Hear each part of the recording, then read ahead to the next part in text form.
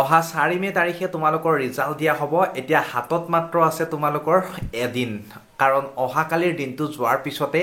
4 তাৰিখে ৰিজাল্ট আহি যাব তোমালোকৰ মোবাইল কম্পিউটাৰ সকলোতে চেক কৰি চাব পাৰিবা অপেক্ষাৰ এতিয়া অন্ত পৰিব আৰু সম্পূৰ্ণ বিতংভাৱে এই ইনফৰমেশনটো তোমালোকক দিবলৈ চেষ্টা কৰিছো এখন নোটিছ আহিছে মোৰ হাতত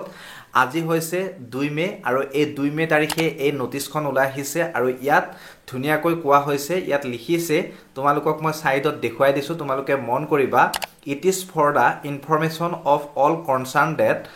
the result of higher secondary final year examination 2024 will declare on 4 May 2024 at 10 AM তোমালোকৰ 10টা বজাত ৰিজাল্ট দিব বুলি ইয়াত লিখিছে আৰু 4 তাৰিখে অৰ্থাৎ 4 মে তাৰিখে এই ৰিজাল্টটো আহিব তোমালোকৰ গটিকে তোমালোকে হাজু হৈ থকা নে নথকা হেতু মই তোমালোকক এতিয়া কম ইয়াত ধুনিয়াকৈ ওয়েবসাইট বিলাক দি দিছে এই ওয়েবসাইট বিলাকত গৈ তোমালোকে ধুনিয়াকৈ ৰিজাল্ট বিলাক চাব পাৰিবা আৰু ইয়াত সেক্ৰেটাৰিও সাইন কৰা দেখা গৈছে কিন্তু এইখিনিতে এটা কথা তোমালোকে যদি ডাইৰেক্টলি তোমালোকৰ যেটো AHSCC অৰ্থাৎ official Assam higher secondary education council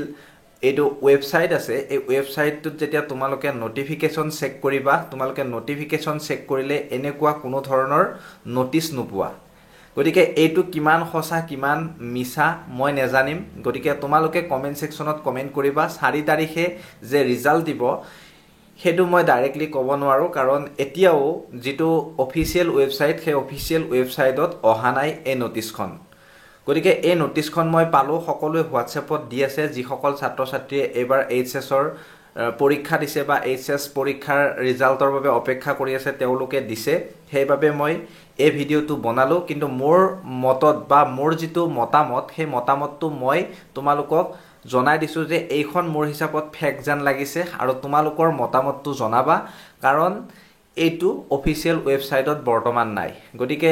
যি সকলে ভাবিছা যে 4 তাৰিখে দিব মোৰ মনত নিদিয়ে কাৰণ এইখন অফিচিয়েল নোটিছ নহয় কোনোবাই হয়তো এইটো